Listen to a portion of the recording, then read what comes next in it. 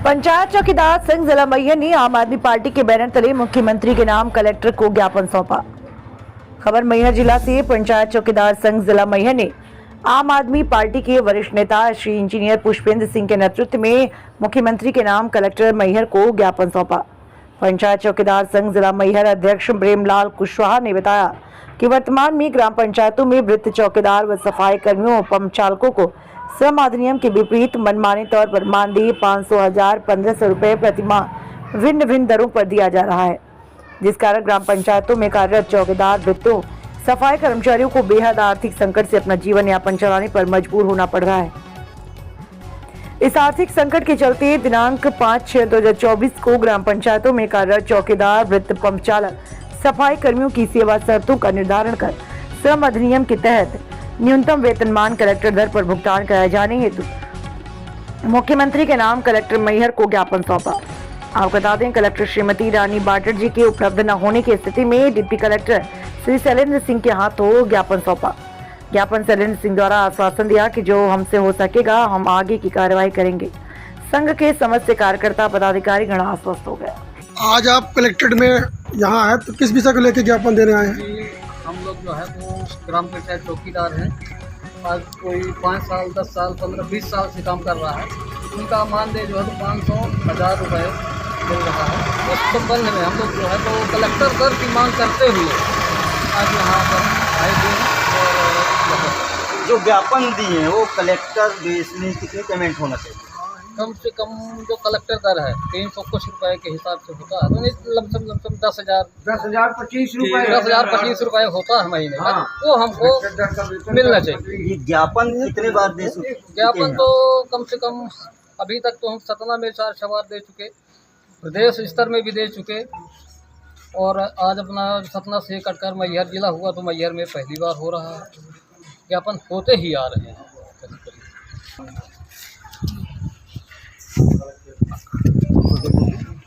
आज हम लोग जो है चपरासी संघ के तत्वाधान में जो है एक ज्ञापन देने आए हैं, जिसमें पंचायत चौकीदार जो संघ है वो पिछले कई वर्षों से अपनी मांगों को लेकर सरकार के प्रतिनिधि जो कलेक्टर होते हैं, एसडीएम होते हैं, उनके माध्यम से लगातार ज्ञापन देते हुए आए हैं। आज चूँकि अभी मैहर जिला अभी पृथक हुआ है, मैहर जिला बना है, इसको लेकर आज पहली बार ज्ञापन दे रहे हैं। और ये आज की बात नहीं है, इससे पहले भी 2013 में जो इन पंचायत चौकीदार सफाई कर्मचारी और जिनकी नियुक्ति हुई थी पत्र के माध्यम से, तो उसमें मेन मुद्दा ये है कि इनकी जो रोजी रोटी का सवाल आ चुका है। आज इनकी तनख्वाह इतनी कम मिल रही है, आपको सुनकर यकीन नहीं होगा कि आज आज़ादी के 75 साल लगभग होने जा रहे हैं, बावजूद उसके आज जो हमारे सफाई कर्मचारी हैं वो कहीं 300, कहीं 500, कहीं 1000 रुपये में काम कर रहे हैं, जिससे इनके नमक रोटी का भी जुगाड़ नहीं हो पा रहा है।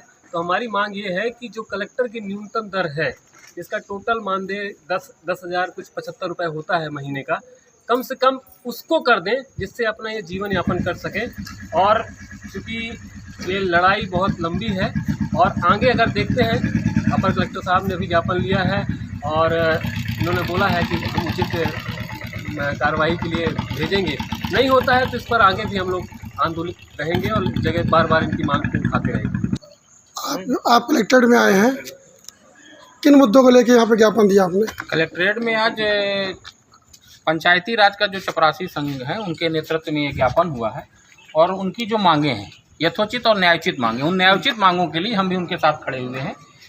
माननीय मुख्यमंत्री महोदय के नाम कलेक्टर महोदय का ज्ञापन था, अपर कलेक्टर महोदय ने ज्ञापन को स्वीकार किया है। ज्ञापन में एक सीधा बिंदु है कि जो न्यूनतम दर है, कलेक्टर गाइडलाइन की जो न्यूनतम दर है, शासन के द्वारा मजदूरी के लिए एक जो न्यूनतम दर निर्धारित है, उससे कम में वेतन में इनसे कैसे काम लिया जा रहा है। पंचायती राज में जो कर्मचारी काम कर रहे हैं, चौकीदार है, भ्रत है, पंप ऑपरेटर हैं, इसके लिए इन लोगों ने कई बार भी ज्ञापन दिया है। सरकार इनको 1000 या 500 और 2000 रुपये पैसे दे रही है। इससे स्पष्ट होता है कि सरकार के संज्ञान में है, इनकी सर्विस सरकार के संज्ञान में है। इनके सर्विस की जो निर्धारण है, शर्तें निर्धारित है, उनकी शर्तें निर्धारित नहीं है। उनको जो न्यूनतम वेतन, सरकार अपना कोई भी काम ले, सरकार जब कोई राशि लेती है तो अपने निर्धारित न्यूनतम मूल्य में, जो सरकार की गाइडलाइन है उसमें अपनी मूल्य लेती है। और इनकी सैलरी, इनकी जो गाइडलाइन है जो सरकार ने स्वयं निर्धारित कर रखी है कि एक गाइडलाइन 300 कुछ रुपए प्रतिदिन का मजदूरी होती है, उस गाइडलाइन के तहत इनको लगभग 10,000 रुपए जो पैसे होते हैं, 10,000 रुपए पैसे देना चाहिए था, जो सरकार इनको लंबे समय से 2018, 22 और कई बार इनके ज्ञापन हो चुके हैं। उन ज्ञापनों की प्रति हमको कई बार उनकी प्राप्ति भी इन लोगों के माध्यम से हुई है पूर्व में। 2013 में सरकार ने पंचायती राज को मतलब ऑनलाइन कर दिया। ऑनलाइन जब पंचायती राज को कर दिया तो वहाँ पे उसने कंप्यूटर का सिस्टम लगाया, मॉनिटर लगाया, अपना प्रिंटर लगाया, LED टीवी लगाई, अलमारी लगाई, तमाम सब तरीके से उनके पंचायती राज में उनके 3 कर्मचारी होते हैं, सचिव, रोजगार सहायक। जब उनके इस पंचायती राज में रात की आपकी पंचायत को नहीं ताकते हैं तो जो आप ये सामान रखेंगे तो कौन ताकता होगा? निश्चित तौर पे ये लोग ताक रहे होंगे।